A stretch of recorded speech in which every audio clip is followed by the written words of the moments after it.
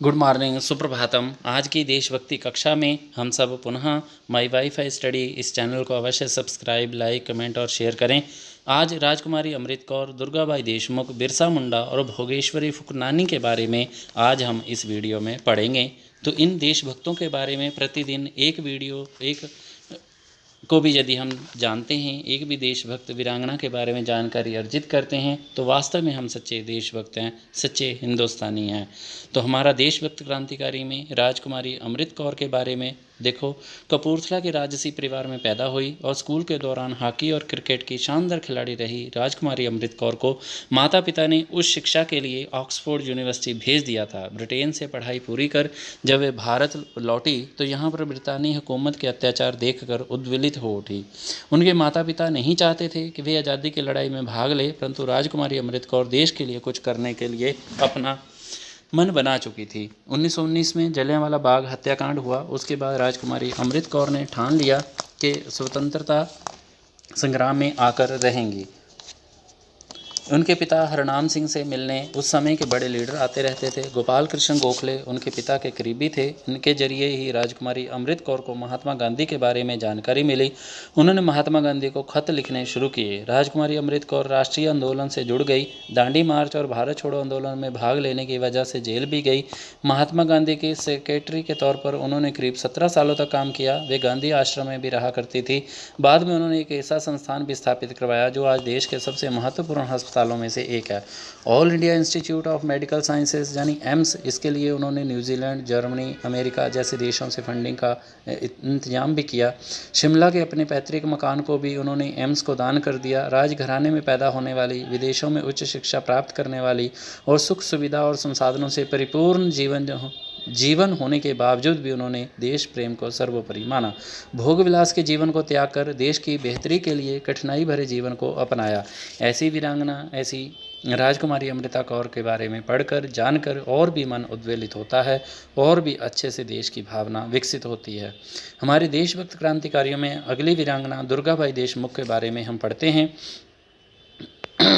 हमारे देश में समय समय पर ऐसी बहुत सी महिलाएं हुई जिनके काम और साहस ने नारी शक्ति की अद्वितीय मिसाल दी। जब हम इन महिलाओं की बात करते हैं तो कुछ नाम याद आ जाते हैं, जैसे पन्ना धाय, रानी लक्ष्मीबाई, रानी चेन्नम्मा, सावित्रीबाई फूले आदि।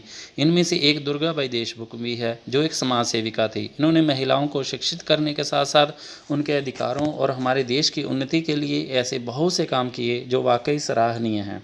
उन्होंने समाज सेवा करने की प्रेरणा अपने पिता से ली थी, जिसके बाद उन्होंने दूसरों की भी मदद करना शुरू किया। 10 साल की उम्र में दुर्गाबाई ने काकीनाद में महिलाओं के लिए हिंदी पाठशाला चलाई। इसमें वे अपनी मां सहित 500 से अधिक महिलाओं को हिंदी पढ़ाती थी ताकि वे अपने पैरों पर खड़ी हो सकें। एक बार महात्मा गांधी ने कस्तूरबा गांधी के साथ दुर्गाबाई की एक पाठशाला निरीक्षण किया। तब दुर्गाबाई की उम्र केवल 12 साल थी। तभी से दुर्गाबाई महात्मा गांधी के साथ संपर्क में आ गई। उन्होंने गांधी जी के सामने ही विदेशी कपड़ों की होली जलाई, अपने कीमती आभूषण उनको दान में दे दिए और खुद को एक स्वयं सेविका के रूप में समर्पित कर दिया। महात्मा गांधी भी छोटी सी लड़की के साहस को देखकर दंग रह गए थे। एक बार कांग्रेस अधिवेशन में भी इस छोटी लड़की ने जवाहरलाल नेहरू को बिना टिकट प्रदर्शनी में जाने से रोक दिया। पंडित नेहरू ने इस लड़की की कर्तव्य निष्ठा और समर्पण से बहुत प्रभावित हुए और टिकट लेकर ही अंदर गए। 20 साल की उम्र में तो दुर्गाबाई के तूफानी भाषणों की पूरे देश में धूम मच गई थी। उनकी अद्भुत संगठन क्षमता और भाषण देने की कला को देखकर लोग चकित रह जाते थे। उनके साहसपूर्वक दृढ़ व्यक्तित्व को देखकर लोग उन्हें जॉन ऑफ आर्क के नाम से पुकारते थे। इस प्रकार वे दक्षिण से निकलकर पूरे देश में विख्यात हो गई थी। नमक सत्याग्रह के दौरान दुर्गाबाई 3 बार जेल भी गई। उनको असहनीय यातनाएं जैसे तेज धूप में खड़े रहना, भूखा रहना, मिर्च पिसवाना जैसी कठिनाइयों से गुजरना पड़ा, लेकिन उन्होंने जेल से मुक्ति के लिए क्षमा नहीं मांगी। अग्रिम पंक्ति में देशभक्त क्रांतिकारी में बिरसा मुंडा का नाम आता है। तो बिरसा मुंडा जी इस देश की आज़ादी में अपना योगदान देने वाले भी व्यक्ति रहे। देश की आज़ादी में हर भारतीय ने अपना योगदान दिया, चाहे वे शहरों में रह रहे लोग हों या जंगलों में रह रहे आदिवासी। ऐसे ही एक आदिवासी नेता थे बिरसा मुंडा। सन 1895 से 1900 तक बिरसा मुंडा ने अपना महाविद्रोह उल गुलान चलाया। अंग्रेज आदिवासियों को लगातार जल, जंगल, जमीन यानी उनके प्राकृतिक संसाधनों से बेदखल कर रहे थे, पर बिरसा मुंडा ने उनके खिलाफ आवाज़ उठाई और अंग्रेजों को कड़ी चुनौती दी।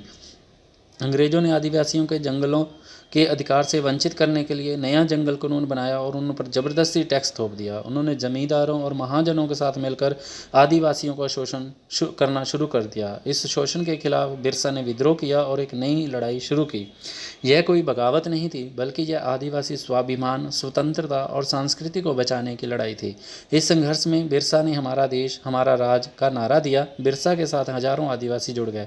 फिर शुरू हुई तीर और भाले की अंग्रेजी बंदूकों से लड़ाई। संसाधन के मामले में यह लड़ाई बराबरी की नहीं थी, लेकिन अपनी ज़मीन, अपने लोगों और अपने स्वाभिमान के लिए आदिवासियों ने बिरसा मुंडा के साथ मिलकर जो आत्मविश्वास दिखाया, वह अंग्रेजी बंदूकों पर भारी पड़ा। देशभक्ति के आगे अंग्रेजी बंदूकें कमज़ोर पड़ गई।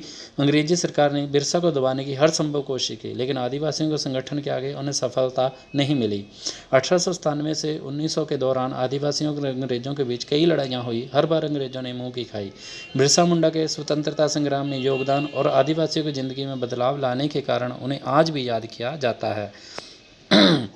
अग्रिम देशभक्त क्रांतिकारियों में भोगेश्वरी फुकलानी वीरांगना का नाम आता है। तो इस वीरांगना के बारे में हम पढ़ते हैं, देशभक्त और देशभक्ति की भावना कोई उम्र नहीं होती, बस उनके मन में वह जज्बा होता है जिससे देशभक्त अपने देश के मान सम्मान और देश के लोगों के लिए बड़ी से बड़ी लड़ाइयाँ लड़ जाते हैं। ऐसे ही एक लड़ाई लड़ी असम की क्रांतिकारी महिला भोगेश्वरी फुकलानी ने। 70 साल की उम्र होने के बावजूद भोगेश्वरी फुकलानी ने असम में भारत छोड़ो आंदोलन के समय अंग्रेजों के खिलाफ विद्रोह का नेतृत्व किया। उन्होंने अपने कस्बे में न केवल महिलाओं का एक संगठन बनाया, बल्कि महिलाओं को घर की चारदीवारी से बाहर निकलकर आंदोलन में शामिल होने के लिए प्रोत्साहित भी किया।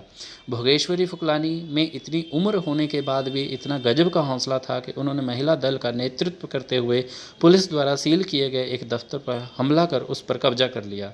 एक बार विजयदशमी के दिन भीड़ जमा होता देखकर पुलिस ने अचानक आकर भीड़ पर लाठियां बरसानी शुरू कर दी। यह समाचार सुनते ही अपने कस्बे की महिलाओं का नेतृत्व करती हुई भोगेश्वरी देवी हाथ में तिरंगा लेकर पुलिस के सामने जा पहुंची। अंग्रेज अधिकारी ने उग्र होती भीड़ को देखकर गोली चलाने का आदेश दे दिया। भोगेश्वरी देवी ने बहादुरी दिखाते हुए झपट कर झंडे के डंडे से अंग्रेज अधिकारी पर हमला कर दिया। इस हमले के बाद गुस्सा कर उस अधिकारी ने भोगेश्वरी देवी को गोलियों से छलनी कर दिया और वह महान वीरांगना 1942 में वीर गति को प्राप्त हो गई। आज भी इस वीरांगना के बारे में जानकर मन हतोत्साहित ना होकर उत्साहित ही होता है। और भी अच्छे वीडियो देखने के लिए माई वाईफाई स्टडी इस चैनल को अवश्य सब्सक्राइब करें। और भी अच्छे देशभक्त वीडियो इस पर अवेलेबल हैं। और भी study Hindi, English, math, science आदि सब्जेक्ट जो आज भी बच्चों को प्रेरणा देने वाले हैं, उन सभी के ही वीडियो क्लिप्स इसमें दिए गए।